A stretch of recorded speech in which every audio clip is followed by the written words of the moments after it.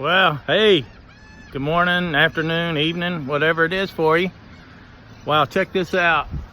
It's a storm. I don't know if y'all can see it. There's rain coming down up here. That's crazy. Yeah, it just kind of makes me think about storms in our lives, you know. I was reading the other day, I think you probably know the story about Moses bringing the Israelites out of Egypt, and they got to the Red Sea, and the Egyptian army and the Pharaoh were pressing in on them, and God got them to a place where they had no options. They didn't have a plan A, B, or C anymore. They were out of plans, and they got to the point where the only thing they could do is rely on Him for deliverance. You know, I don't know if you've been in a place like that in your life or not, but I've been a number of times, and there's some reasons why we get in those positions and why God allows it, and why sometimes God plans it that way.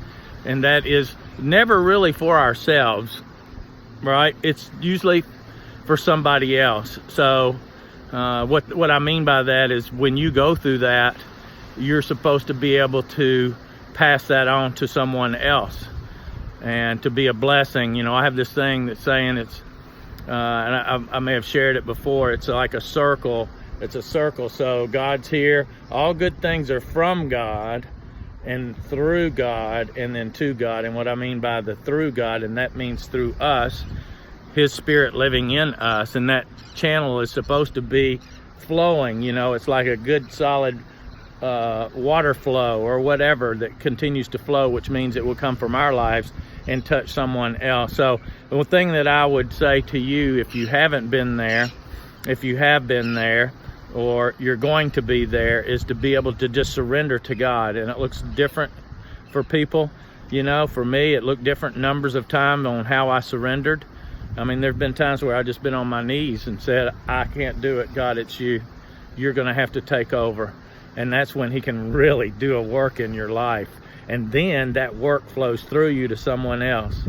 So really, I just want to encourage you today, if you get to the point, if you get to that Red Sea in your life, surrender and let Him work through you and for you. God is working for us. Believe that. Jeremiah 29:11. For I know the plans I have for you. It's a plan to prosper you and give you a future and a hope. Don't listen to the lies of this world that draw you away from that hope.